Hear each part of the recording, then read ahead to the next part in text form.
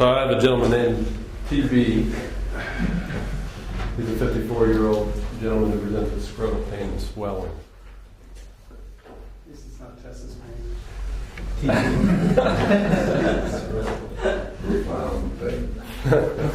Profound. So he's got 3 weeks of worsening left hemiscrotal pain. He's not sure how long he's had swelling down there, but he's got no fever, chills, no dysuria or pyuria, no history of UTI. His medical history is significant for anxiety, hypertension, hyperlipidemia. He's only had a tonsillectomy as a child and hand surgery for carpal tunnel a year ago. He's a non-smoker, doesn't drink, and he's married in a non-relationship. He's on a statin and takes NSAIDs occasionally for arthritis. He's got no allergies. They did note back pain that was worse at night, for which he took the naproxen. On exam, he was afebrile. He did have some cellulitis on the left hemiscrotum. He had a tense hydrocele on the left. He had a very tender, swollen left testicle.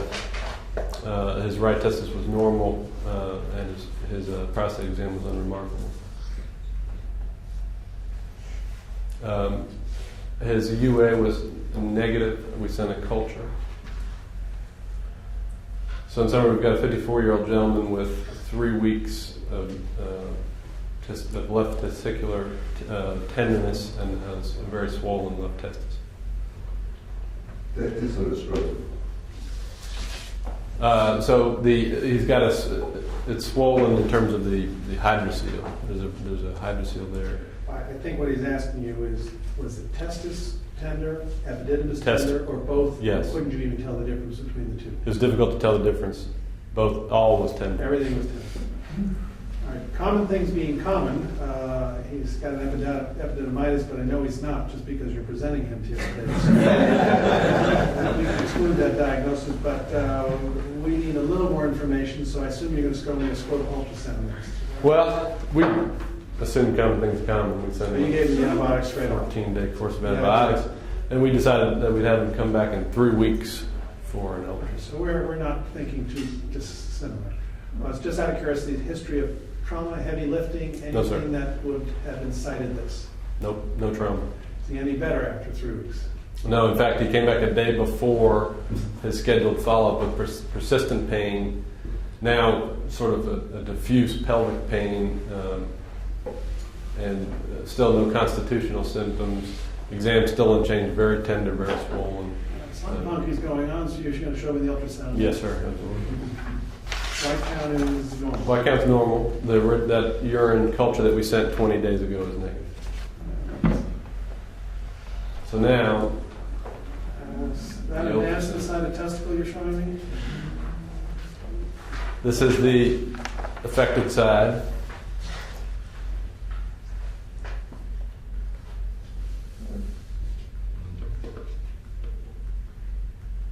So you can see a heterogeneous, hypoechoic, vascular. It's an intratesticular mass, correct? Yes, sir. Nobody thinks that's an epididymis. It sure doesn't look like an epididymis to me. So we got a testis mass. Testis mass is tumor until proven otherwise. A 54-year-old, you're thinking seminoma. If it's growing that quickly and it's that painful, it's probably necrotic. So already I'm thinking I need to get that out of there. If it's an abscess, which is the other persistent, you'd expect to see white count, you expect to see fever. So it's still a pretty big mass or big abscess. So I draw tumor markers and book them for a left inguinal orchiectomy. Yes, sir. Absolutely what we did. Tumor markers were unremarkable other than a mildly elevated LDH. But the most likely, the other diagnosis in this age group is lymphoma. That's that's the other reason I wanted to take them to the OR. Lymphoma versus a seminoma are my top two. You'll probably saw me something weird, but that's what I'd be going to the OR in a pre-probability diagnosis. Yes, sir. Pardon? The lymphoma I've seen doesn't look like that. I agree, but in terms of He had no- masses at that age group, and lymphomas up there. Yes, sir. So he had no diffuse adenopathy exam. Yeah. So we got, so he had eaten. He was already in the emergency room. So we got a CT. You just walk by the ER, they got a CT? Yes. Yeah, we couldn't get him to the OR for at least 7 hours. So since there's nothing else to do, throw him in the scanner? Yeah.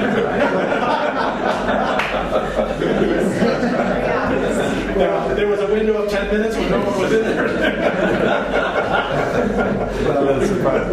The timing of this is crucial because this year I had a young 20-some-year-old male with testis mass, sky-high tumor markers, everything, who had this fear he's going out of town, and I did the CT the day before the orchiectomy and was denied payment because the order was wrong. Sure, they post. Yes, they would not, listen, there's nothing else it could be. It's a mass, positive markers. I mean, this guy had testis cancer. I'm in high school. What do you know about this stuff? Yeah, well, it was very disconcerting. It was an extremely anxious family, and they wanted to know if there's metastatic disease before the weekend, and it was, they're capturing this, and so they're So they watching. denied it? High Even school. after the fact when they knew that it was cancer? The order is wrong.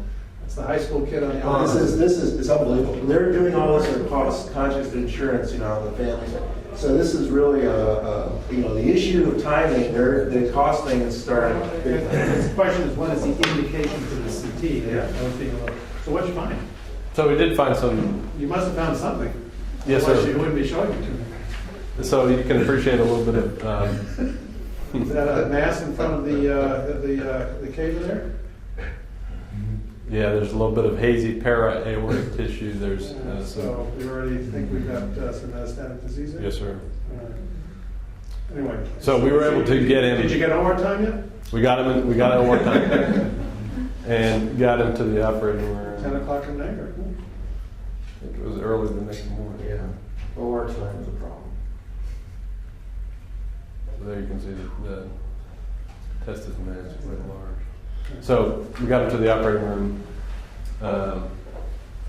It was a gray mass with central. Surprised me it's necrotic. And if it's necrotic growing that fast, it might be a viral cell, but who knows? Odds are it's a seminoma, but go ahead.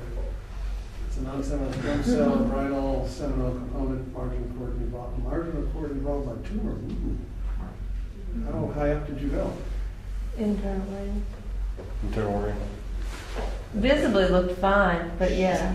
And it's my fault for the, I told him to get the CT because I said it's lymphoma or non-seminoma stromal tumor looking at that. And I said get the CT, but I didn't know it might be, I wasn't thinking it would be denied, but I don't think this one was, but yeah, so.